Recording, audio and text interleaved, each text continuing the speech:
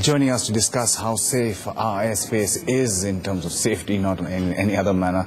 H.S. Keelor, former Director General of Civil Aviation, is also advisor with the International Civil Aviation Authority, and Marshal Denzil Keelor, an aviation safety expert and one of our ace pilots in the Air Force, and Anil Jagya, flight engineer here on the Kandahar hijack with Indian Airlines. Thanks all of you for joining us. We've seen so many incidents. The crowding of our airspace, Mr. Keelor, is something like Mumbai just waiting to happen?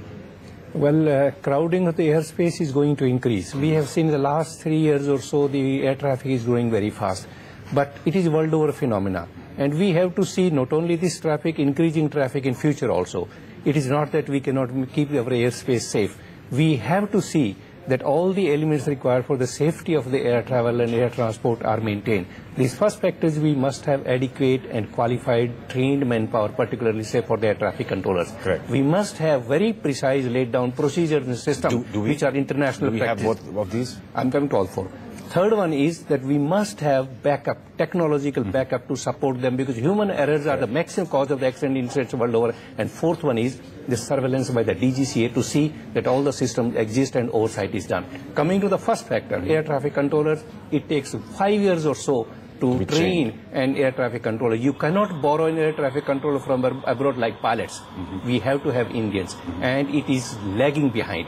The traffic is going fast, the air traffic controllers training and number is much lower than the what adequate numbers should be there. The systems are laid down by ICAO standards. Right. We are by and large following the ICAO standards and procedure. We cannot compromise on that. Fourth one is technological backup also we are lacking, just like in the yesterday's case.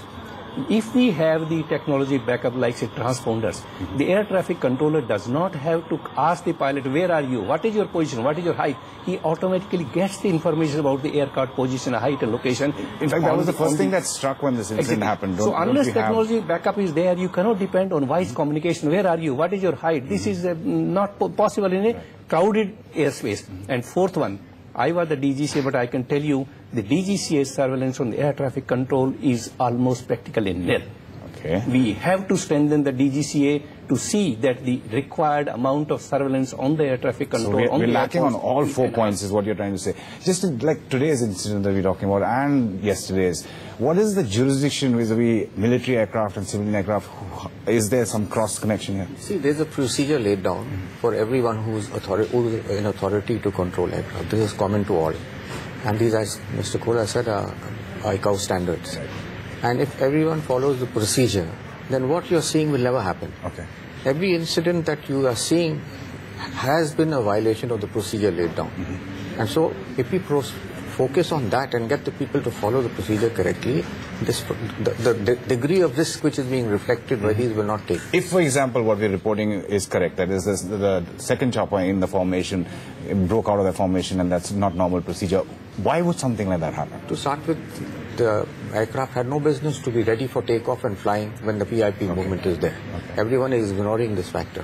The ATC says that because they were told the first chopper was... The VIP is coming, the blue book is sacrosanct, it's approved. How much is it, 14 minutes? Whatever it is, I don't remember the exact figure, maybe Keelor can help, but I know that no flying and air operation on the ground and the air takes place when VIP movements are on. And this, over a period of time, because of the traffic and pilot building up, unilaterally, the ATCs have started cutting down this. Okay.